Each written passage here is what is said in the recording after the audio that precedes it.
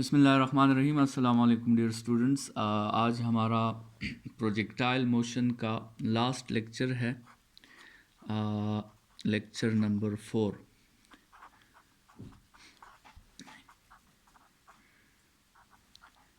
ठीक है, और इस लेक्चर में हम इस टॉपिक को वाइंड अप करेंगे।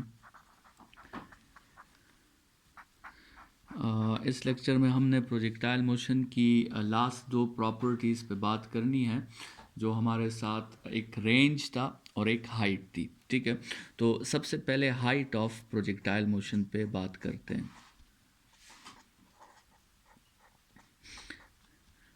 हाइट की डिफिनीशन जो आपके साथ है प्रोजेक्टाइल मोशन की, वो है द मैक्सिमम वर्टिकल डिस्प्लेसमेंट। ठीक है, the maximum vertical displacement is known as height. ठीक है, इसका सिंबल जो है वो कैपिटल एच है, और डायग्रामेटिकली अगर लेट सपोज हम ये कह दें कि ये एक बॉडी है और इस तरह ये प्रोजेक्टाइल मोशन करते हुए यहाँ पे जो है ग्राउंड के साथ टच हो जाती है, तो अगर लेट सपोज ये बॉडी किसी पोजीशन में इस पॉइंट पे हो, तो इस वक्त इसका जो वर्टिकल डिस्प्लेसमेंट है एस वाई वो ये होगा। अगर किसी पोजीशन पे बॉडी इस पॉइंट पे हो तो फिर इसका वर्टिकल डिस्प्लेसमेंट एस वाई इतना होगा। अगर वो इस पॉइंट पे हो तो उसका वर्टिकल डिस्प्लेसमेंट एस वाई इतना होगा। अगर वो इस पॉइंट पे हो तो उसका वर्टिकल डिस्प्लेसमेंट फिर इतना होगा। ये सारे क्या हैं? ये सारे वर्टिकल डिस्प्लेसमेंट्स हैं, लेकिन इसमें एक वर्टिकल डिस्प्लेसमेंट जो है वो सबसे मैक्सिमम वर्टिकल डिस्प्लेसमेंट है, और इसी मैक्सिमम वर्टिकल डिस्प्लेसमेंट को हम हाइट ऑफ द प्रोजेक्टाइल से रिप्रेजेंट करते हैं। तो हाइट ऑफ द प्रोजेक्टाइल क्या है? असल में मैक्सिमम एस वाई है। ठीक है, तो इसके लिए हमने कैलकुलेशन करनी है और हाइट का फॉर्मूला हमने डिराइव करना है। तो चूंकि स्टूडेंट्स हाइट जो है वो असल में क्या है, वो असल में एस वाई है, तो हमने इक्वेशन भी एस वाई का ही यूज़ करना होगा। तो स्टूडेंट्स अगर आपको याद हो, एस वाई के लिए जो हमने इक्वेशन लिखा था प्रोजेक्टाइल मोशन के लिए, चलें स्टेप बाय स्टेप उसे डिराइव कर लेते हैं। सबसे पहले न्यूटन सेकेंड इक्वेशन जो था वो v i t plus half a t square था। ठीक है, अच्छा, फॉर वाई एक्सिस अगर हम इस इक्वेशन को लिखना चाहें, फॉर वाई एक्सिस, तो हम इस इक्वेशन को ऐसे लिख सकते हैं कि s y is equal to we i y into t plus half a y into t square. ठीक है, लेकिन अगर हम अब इस इक्वेशन को फॉर प्रोजेक्टाइल मोशन लिखना चाहें, तो प्रोजेक्टाइल मोशन के लिए हमें क्या करना होगा कि हमें इसमें जो है ए वाई की जगह पुट करना होगा प्लस माइनस जी। ठीक है, तो ये इक्वेशन हो जाएगा s y is equal to we i y into t plus minus half g t square. तो ये स्टूडेंट्स आपके लिए एस वाई की इक्वेशन है, और हम इसमें जो है फॉर कैलकुलेशन बेस, चूँकि इसमें तो प्लस वाला भी है और माइनस वाला भी है, तो हम इस हाइट को मालूम करने के लिए इस फर्स्ट हाफ मोशन को कंसिडर कर लेते हैं कि बॉडी स्टार्ट से कहाँ तक गई? बॉडी स्टार्ट से सुमिट तक गई, और जब वो सुमिट पे है तो उस वक्त जो उसका मैक्सिमम एस वाई डिस्टेंस है वो हम कैलकुलेट करना चाहते हैं। ये मैक्सिमम एस वाई डिस्टेंस हम कैलकुलेट करना चाहते हैं। सो हम अपवर्ड मोशन को डिस्कस कर रहे हैं, तो अपवर्ड मोशन के लिए हम माइनस वाला फॉर्मूला जो है वो चूज़ कर लेते हैं। तो s y is equal to we i y into t minus half g t square. ठीक है, ये फार्मूला हमने चूज़ कर लिया। अब स्टूडेंट्स हम वो एस वाई फाइंड करना चाहते हैं जिसमें बॉडी कहाँ पे मौजूद होगी, जिसमें बॉडी टॉप पे मौजूद होगी, और इस इक्वेशन को वो समझ तब आएगी जब आप इसमें टाइम की जगह हाफ टाइम पुट कर देंगे। स्टूडेंट्स, क्या आपको याद है ये वो टाइम है जिसमें एक बॉडी स्टार्ट से सुमिट तक पहुंच जाती है, जिसको हमने हाफ टाइम कहा था, जिसका फॉर्मूला था V I sine theta divided by G. ठीक है, जो कल के लेक्चर में हमने डिराइव किया था। तो अगर हम इस फार्मूला में टाइम की जगह हाफ टाइम पुट कर दें तो फिर हम एस वाई की जगह एच जो है वो पुट कर सकते हैं। तो स्टूडेंट्स ये सब्सटीट्यूशन अगर आप कर लें, एस वाई की जगह आप एच पुट कर लें और साथ में ये जो वी आई वाई है वी आई वाई की जगह आप वी आई साइन टीटा पुट कर सकते हैं, ये वी आई वाई की वैल्यू है। अच्छा, साथ में टी है तो टी की जगह हम ये वैल्यू पुट कर देंगे V I sine theta divided by G, ठीक है। अच्छा, फिर माइनस हाफ है, जी है और फिर टी का स्क्वायर है, तो टी में वही वैल्यू जो है यही पुट कर देंगे V I sine theta divided by G, ठीक है। तो ये हमने जो है फार्मूलाज में पुटिंग कर ली है। अब इसको थोड़ा सा हमने सिंप्लीफाई करना है, आप देखते जाएं। वी आई और वी आई स्क्वायर बन जाएगा साइन टीटा और sine theta, sine square theta बन जाएगा divided by g minus half. अच्छा, ये स्क्वायर वी आई पे आ जाएगा तो वी आई स्क्वायर, ये स्क्वायर साइन टीटा पे आ जाएगा तो साइन स्क्वायर टीटा, ये स्क्वायर जी पे भी आ जाएगा तो जी स्क्वायर, तो वो एक जी उस स्क्वायर के साथ कैंसल आउट हो जाएगा तो डिनोमिनेटर में एक जी रह जाएगा, ठीक है ना। अच्छा, अब जो है आप इस तरह करें कि इन दोनों से आप ये we i square sine square theta divided by g common कर लें, ठीक है। तो आपके साथ 1 माइनस 1/2 रह जाएगा। 1 माइनस 1/2 से वापस 1/2 आता है, तो इसका मतलब v I square sine square theta divided by, और इससे 1/2 आएगा तो वो 2 हम जी के साथ लिख लेते हैं। तो फॉर्मूला आपके साथ आ जाएगा v I square sine square theta divided by 2g। Students, ये है द मैक्सिमम वर्टिकल डिस्प्लेसमेंट, जिसको हम हाइट कहते हैं, ये उसका फार्मूला है। अब इसी फार्मूला में आप देखें कि ये हाइट जो है 3 फैक्टर्स पर डिपेंड करता है, ठीक है। हाइट जो है वो इनिशियल वेलोसिटी पर डिपेंड करता है, जी की वैल्यू पर डिपेंड करता है और टीटा पर डिपेंड करता है। कभी कभार स्टूडेंट्स वो क्वेश्चनर आपसे क्वेश्चन करता है कि अगर वी आई को और जी को हम चेंज ना करें, अगर वी आई और जी को हम चेंज ना करें तो फिर तो एक ही बात रह जाती है कि फिर हाइट किस पे डिपेंड करेगा, फिर हाइट डिपेंड करेगा टीटा पे, ठीक है। मतलब कहने का ये है कि एक बॉडी है, ठीक है, और उसको आपने थ्रो करना है, एक प्रोजेक्टाइल मोशन उसे देनी है, ठीक है। तो लेट्स सपोज ये वो बॉडी है। अब इसको आप 30 एंगल से थ्रो करोगे तो हो सकता है वो प्रोजेक्टाइल मोशन ऐसे हो, उसे आप 45 एंगल से थ्रो करोगे तो हो सकता है प्रोजेक्टाइल मोशन ऐसे हो, उसको आप लेट्स सपोज 70 एंगल से थ्रो करेंगे तो प्रोजेक्टाइल मोशन ऐसे होगा, उसको आप 90 एंगल से थ्रो करोगे तो प्रोजेक्टाइल मोशन बिल्कुल वर्टिकली स्ट्रेट जाके उसी पाथ पे वापस आ जाएगा। तो देखें, डिफरेंट एंगल्स पे आपके साथ जो प्रोजेक्टाइल मोशन की हाइट है वो चेंज होती जाती है। इसका मतलब ये है कि अगर वी आई और जी को हम सेम रखें तो फिर प्रोजेक्टाइल मोशन जो है वो एंगल पर डिपेंड करता है, ठीक है। और अक्सर औकात आपसे क्वेश्चन किया जाता है कि वो कौन सा एंगल है जिस पे हाइट सबसे मैक्सिमम होगी, वो कौन सा एंगल है जिस पे हाइट सबसे मैक्सिमम होगी, या आपसे क्वेश्चन किया जाता है कि find the maximum height, find the maximum height when V I and G are constant, जब वी आई और जी क्या हो, कांस्टेंट हो। तो स्टूडेंट्स, इस फार्मूला को आप ज़रा ऑब्जर्व करने की कोशिश करें। अगर वी आई और जी कांस्टेंट है तो इसका मतलब तो फिर ये हुआ कि हाइट का जो प्रोपोर्शनैलिटी है वो किसके साथ बनेगी, वो साइन स्क्वायर टीटा के साथ बनेगी। तो स्टूडेंट्स, जिस एंगल पर साइन स्क्वायर टीटा की वैल्यू मैक्सिमम होगी उसी एंगल पे आपके साथ जो है वो हाइट की वैल्यू भी मैक्सिमम होगी। स्टूडेंट्स अगर आप साइन थीटा का ग्राफ चेक करें तो साइन थीटा का ग्राफ हमने पहले भी डिस्कस किए हुए हैं साइन थीटा के ग्राफ्स को।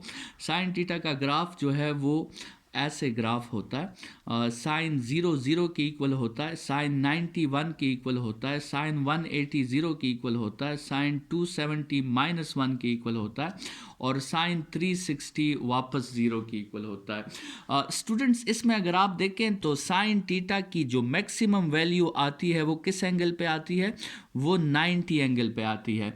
और जैसे हमने कहा कि जिस एंगल पे साइन थीटा मैक्सिमम होगा उसी एंगल पे हाइट भी मैक्सिमम होगा। अब साइन थीटा किस एंगल पे मैक्सिमम है, 90 एंगल पे। तो जैसे हमने जो है बात की कि आपके साथ जो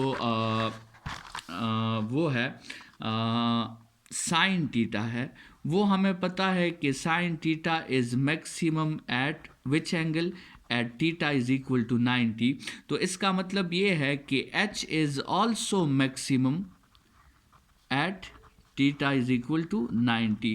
मतलब सबसे ग्रेटर हाइट कौन सा केस होगा, सबसे ग्रेटर हाइट ये वाला केस होगा जिसमें आप प्रोजेक्टाइल को 90 एंगल से थ्रो करोगे। और वो मैक्सिमम हाइट कितनी होगी, उसका फॉर्मूला क्या होगा, तो उसके लिए हम नेक्स्ट पेज की तरफ बढ़ते हैं और उस मैक्सिमम हाइट के लिए फार्मूला निकालते हैं। जैसे ऑलरेडी हमने यहाँ तक तो बात कर ली कि हाइट का फार्मूला है vi² sine square theta divided by 2g। हम ये करेंगे कि इस फार्मूला में हम थीटा की जगह 90 पुट कर देंगे। तो जब हम थीटा की जगह 90 पुट कर देंगे तो h is equal to vi² sine square 90 divided by 2g। और साइन 90 जो है वो 1 के इक्वल आता है, तो vi² साथ में 1² डिवाइडेड बाई 2g। तो यहाँ से हाइट का फार्मूला आ जाएगा vi² बाई 2g। स्टूडेंट्स इसको आप हाइट मैक्सिमम जो है वो कह सकते हैं। अच्छा, एक ये फार्मूला है हाइट का और दूसरा फार्मूला हाइट का ये है। स्टूडेंट्स ये जो फार्मूला है ये जनरल फार्मूला है, ये आप हमेशा के लिए यूज़ कर सकते हैं, ठीक है। लेकिन ये जो फार्मूला है ये स्पेशल फार्मूला है, इस फार्मूला की अपनी कंडीशन है। ये फार्मूला तभी यूज़ कर सकते हैं जब थीटा की वैल्यू आपके साथ क्या हो, जब थीटा की वैल्यू आपके साथ 90 हो। तो स्टूडेंट्स ये तो बात हो गई हाइट पे। अब आते हैं रेंज की तरफ, जो प्रोजेक्टाइल मोशन की दूसरी प्रॉपर्टी है, सिक्स्थ प्रॉपर्टी हमारे लिहाज से, जितनी प्रॉपर्टीज़ हमने पढ़ी हैं तो उसके लिहाज से ये आखिरी प्रॉपर्टी जो है वो है रेंज, ठीक है। अच्छा, अब रेंज में जो है आप सबसे पहले डिफिनीशन लिख लेते हैं कि the maximum horizontal displacement, the maximum horizontal displacement is known as range, ठीक है। मतलब फॉर एग्जांपल ये एक बॉडी है और इसको हमने प्रोजेक्टाइल मोशन में इस तरह थ्रो किया है। तो लेट्स सपोज बॉडी जब यहाँ पे होगी तो इसका इतना हॉरिजेंटल डिस्प्लेसमेंट होगा sx। जब बॉडी यहाँ पे होगी तो फिर इसका इतना हॉरिजेंटल डिस्प्लेसमेंट होगा, ठीक है ना। जब बॉडी यहाँ पे होगी तो फिर इसका हॉरिजेंटल डिस्प्लेसमेंट थोड़ा सा और ज़्यादा हो जाएगा। जब बॉडी लेट्स सपोज यहाँ पे होगी तो इसका हॉरिजेंटल डिस्प्लेसमेंट जो है और ज़्यादा हो जाएगा। और जब बॉडी एंड पे होगी उस वक्त उसका हॉरिजेंटल डिस्प्लेसमेंट जो होगा वो सबसे मैक्सिमम हॉरिजेंटल डिस्प्लेसमेंट होगा। और इसी मैक्सिमम हॉरिजेंटल डिस्प्लेसमेंट को स्टूडेंट्स हम रेंज कहते हैं। तो रेंज को r से रिप्रेजेंट किया जाता है और ये क्या है, ये मैक्सिमम sx है, ठीक है स्टूडेंट्स। अब एस एक्स का फॉर्मूला हमने यूज़ करना है। तो न्यूटन सेकंड इक्वेशन कहता है v i into t, s is equal to we i into t plus half a t square. अगर इसको हम एक्स एक्सिस के लिए इसको मेंशन करें तो s x is equal to we i x into t plus half ax into t square. Students इसमें हमें ax की जगह 0 पुट करना होगा, क्योंकि प्रोजेक्टाइल मोशन में अलॉन्ग एक्स एक्सिस कोई एक्सेलरेशन जो है वो नहीं होती। इसका मतलब ये फैक्टर यहाँ से गायब हो जाएगा। जब ये फैक्टर गायब हो जाएगा तो s x is equal to we i x into t, और वी आई एक्स की जगह आप वी आई कॉस टीटा भी लिख सकते हैं इंटू टी। ठीक है। अच्छा स्टूडेंट्स, ये जो अब फार्मूला आया है एस एक्स का, ये तो इस डिस्प्लेसमेंट के लिए भी है, इसके लिए भी है, इसके लिए भी है, इसके लिए भी है और इसके लिए भी है। हमें इस फार्मूला को समझाना होगा कि हम सिर्फ ये वाली डिस्प्लेसमेंट फाइंड करना चाहते हैं, और वो हम इस फार्मूला को कैसे समझाएंगे, वो हम इस फार्मूला को टाइम के हेल्प से समझाएंगे। स्टूडेंट्स, हमें टाइम में जो है फुल टाइम पुट करना होगा, जो स्टार्ट से लेकर एंड तक का टाइम होता है, जो हमने कल डिराइव किया था 2vi sin theta by G. ठीक है। तो हमें इस टाइम में जब हम ये फुल टाइम पुट करेंगे तो फिर हम एस एक्स की जगह आर जो है वो लिख सकते हैं।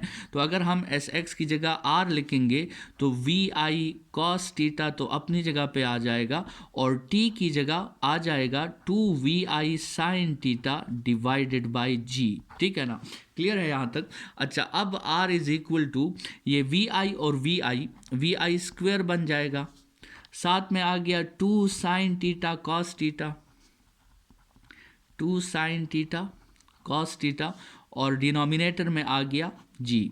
स्टूडेंट्स, यहाँ पे हम मैथमेटिक्स के फर्स्ट ईयर की ट्रिग्नोमेट्री का एक फार्मूला यूज़ कर रहे हैं, जिसको डबल एंगल आइडेंटिटी कहा जाता है। डबल एंगल आइडेंटिटी, और वो फार्मूला है sine 2 theta is equal to 2 sine theta cos theta. Sine 2 theta is equal to 2 sine theta cos theta. ठीक है। तो स्टूडेंट्स, ये एक फार्मूला है जो हमने जो है यहाँ पे यूज़ करना है, और ये जो आपको नज़र आ रहा है 2 साइन टीटा कॉस टीटा, इसकी बजाय हमने साइन 2 टीटा लिखना है। ठीक है। So R is equal to we I square sine 2 theta divided by G. ठीक है। अच्छा, ये स्टूडेंट्स हमारे साथ फार्मूला आया किसका? ये हमारे साथ फार्मूला आया रेंज का। और आप ज़रा देखें, ये रेंज का फार्मूला जो है ये भी 3 फैक्टर्स पर डिपेंड करता है, वी आई पर, जी पर और टीटा पर। लेकिन अगर आपसे कोई कहे कि हमने वी आई और जी को चेंज नहीं करना, तो हमने अगर वी आई और जी को चेंज नहीं करना तो फिर वही बात है कि आर का ताल्लुक किसके साथ बन जाएगा? आर का ताल्लुक साइन 2 टीटा के साथ बन जाएगा। तो स्टूडेंट्स, अगर हमसे कोई क्वेश्चन करे कि वो कौन सा एंगल होगा जिस पे रेंज आपके साथ क्या हो जाए, जिस पे रेंज मैक्सिमम हो, वो कौन सा एंगल होगा? स्टूडेंट्स, एक तो हमने हाइट के लिए कैलकुलेशन की, और उसमें हमने कहा कि हाइट को मैक्सिमाइज करने के लिए एंगल की वैल्यू हमें 90 रखनी होगी। तो इसी तरह अगर रेंज को हमने मैक्सिमाइज करना है तो फिर एंगल की वैल्यू हमें क्या रखनी होगी? ये डिराइवेशन भी और एमसीक्यूज़ के लिए भी ये बात इंपॉर्टेंट है। ठीक है। तो अब इसे देखें स्टूडेंट्स, वही बात होगी कि अगर रेंज का ताल्लुक साइन 2 टीटा के साथ बन रहा है तो जिस एंगल पे साइन 2 टीटा मैक्सिमम होगा उसी एंगल पे आपके साथ रेंज भी मैक्सिमम होगा। ठीक है। अब ज़रा इस बात पे भी गौर करें जो हमने प्रीवियसली भी डिस्कस किया है कि साइन एक ऐसी ट्रिग्नोमेट्रिक आइडेंटिटी है, साइन और कॉस दोनों, कि इसकी मैक्सिमम वैल्यू क्या आती है? साइन और कॉस की मैक्सिमम वैल्यू आपके साथ 1 आती है। तो स्टूडेंट्स, रेंज जो है, रेंज उस वक्त मैक्सिमम होगा जब साइन 2 टीटा से मैक्सिमम वैल्यू आएगी। ठीक है ना। और साइन 2 टीटा की मैक्सिमम वैल्यू आपके साथ क्या है? साइन 2 टीटा की मैक्सिमम वैल्यू आपके साथ 1 है। ठीक है। तो हम ज़रा अगर इस साइन को उस तरफ भेज दें, 2 theta is equal to sine inverse 1। ठीक है। और साइन इनवर्स 1 आप कैलकुलेटर से करें तो 90 डिग्रीज आता है। तो 2 theta is equal to 90 degrees, इसका मतलब theta is equal to 45 degrees. तो स्टूडेंट ये वो एंगल है 45 डिग्रीज़ का जिस पे रेंज जो है वो हमेशा मैक्सिमम होगा। और वो मैक्सिमम रेंज कितना होगा, तो उसके लिए आप ये 45 डिग्रीज़ इस फार्मूला में यहाँ पे आके पुट कर दें। तो जब आप यहाँ टीटा की जगह 45 पुट करेंगे तो फिर आप आर नहीं लिखेंगे, फिर आप आर मैक्सिमम लिखेंगे। तो R maximum is equal to we I square sine 2 into 45 divided by G. तो 2 इंटू 45 से 90 आता है, तो we I square sine 90 divided by G, ठीक है। और साइन 91 की इक्वल आता है, तो we I square divided by G. तो आपके साथ रेंज का फार्मूला आ गया, मैक्सिमम रेंज का formula V I square divided by ji. Students ये जो फार्मूला है ये स्पेशल केस है, ये हमेशा यूज़ नहीं करना, ये सिर्फ उस वक्त यूज़ करना है जब टीटा क्या हो, जब टीटा 45 हो। अदरवाइज जो जनरल फार्मूला है जो आप हमेशा यूज़ कर सकते हैं वो फार्मूला आपके साथ ये वाला है, R is equal to we I square sine 2 theta divided by G, ठीक है। अच्छा स्टूडेंट्स, इसके बाद जो है इस रेंज के फार्मूला में एक आखिरी बात वो ज़रूरी है, और वो ये है कि जो आपके साथ ये रेंज के फार्मूला में हमने एक चीज़ लिखी है साइन 2 टीटा।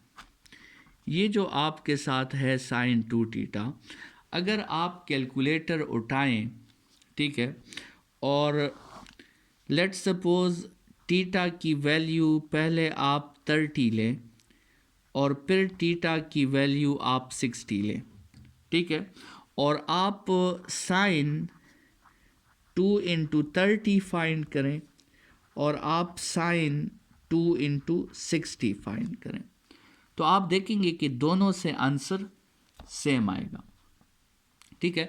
इसी तरह लेट सपोज ये तो केस नंबर 1 था, आप टीटा की वैल्यू 10 ले लें और दूसरी टीटा की वैल्यू 80 ले लें और आप साइन 2 इंटू 10 फाइंड करें कैलकुलेटर पर और फिर साइन 2 इंटू 80 फाइंड करें, दोनों का आंसर सेम आएगा, ठीक है। इसी तरह फॉर एग्ज़ाम्पल आप एक को लेट सपोज 5 ले लें एक एंगल और दूसरा एंगल 85 ले लें और आप साइन 2 इंटू 5 फाइंड करें और साइन 2 इंटू 85 फाइंड करें, दोनों से आंसर आपके साथ सेम आएगा। इसका मतलब ये हुआ स्टूडेंट्स कि ऐसे दो एंगल्स जिनका सम 90 के इक्वल हो, जैसे 30 प्लस 60 90, 10 प्लस 80 90, 5 प्लस 85 90, तो ऐसे दो एंगल्स जिनका सम आपके साथ किसके इक्वल हो, जिनका सम आपके साथ 90 के इक्वल हो, तो स्टूडेंट्स उन दो एंगल्स के लिए साइन 2 टीटा की जो वैल्यू है वो क्या आती है, वो उन दोनों एंगल्स के लिए सेम आती है। तो इसका मतलब ये हुआ कि उन दोनों एंगल्स के लिए रेंज भी क्या आएगा, रेंज भी उन दोनों वैल्यूज़ के लिए सेम आएगा। तो स्टूडेंट्स ये बात एमसीक्यूज़ के लिए याद रखें कि the range is same for complementary angles,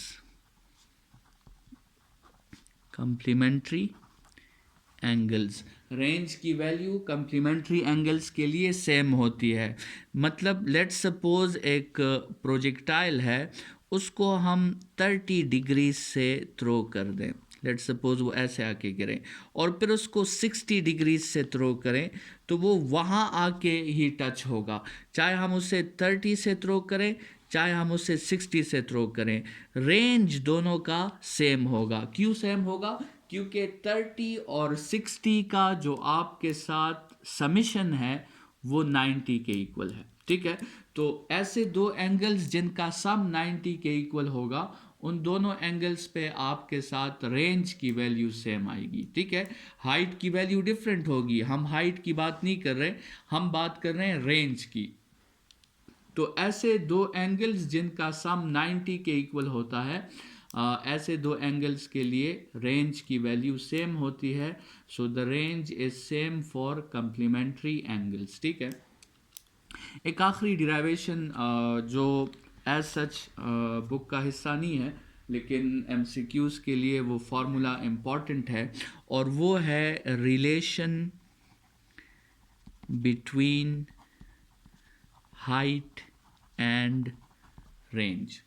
students, अब थोड़ी देर पहले हमने हाइट का फार्मूला निकाला था vi² sine square theta by 2g, और हमने थोड़ी देर पहले रेंज का जो फार्मूला निकाला था जिसमें हमने वो डबल एंगल आइडेंटिटी अभी तक यूज़ नहीं की थी, वो था vi² 2 sine theta cos theta divided by ji. Students, अगर हम इस पहले फार्मूला से vi² बाई जी को सब्जेक्ट कर लें, vi² बाई जी, तो ये 2 उस तरफ चला जाएगा 2h, और ये साइन स्क्वेयर थीटा डिवाइड हो जाएगा तो 2h by sine square theta.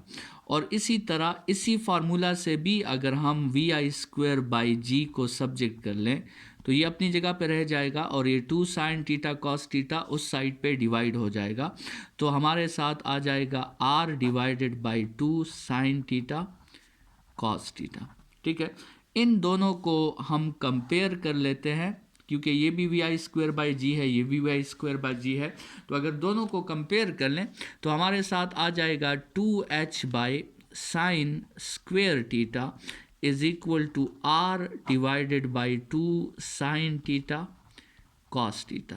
Students, यहाँ पे ये एक साइन थीटा तो स्क्वेयर के साथ कैंसिल आउट हो जाएगा, और आपके साथ अगर हम यहाँ पे जो है साथ में क्रॉस मल्टीप्लिकेशन भी कर दें तो 2h और 2 cos थीटा जब ये मल्टीप्लाई हो जाएंगे तो आपके साथ आ जाएगा 4h cos थीटा, और उस साइड पे r sin थीटा रह जाएगा। ठीक है, अब स्टूडेंट्स इस cos थीटा को उस साइड पे डिवाइड कर दें तो आपके साथ आ जाएगा 4h is equal to r sin theta by cos theta, और sine theta by cos theta को हम टेंजेंट थीटा कहते हैं, तो आपके साथ फार्मूला बनेगा 4h is equal to r tangent theta.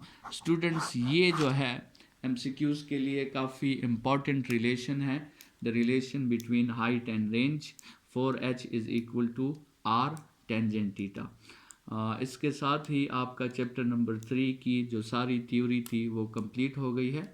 Next lecture में हम इसके एक्सरसाइज और शॉर्ट क्वेश्चंस और प्रॉब्लम्स पे बात करेंगे। इस लेक्चर के लिए इतना ही, अपना ख्याल रखिए। Thank you students.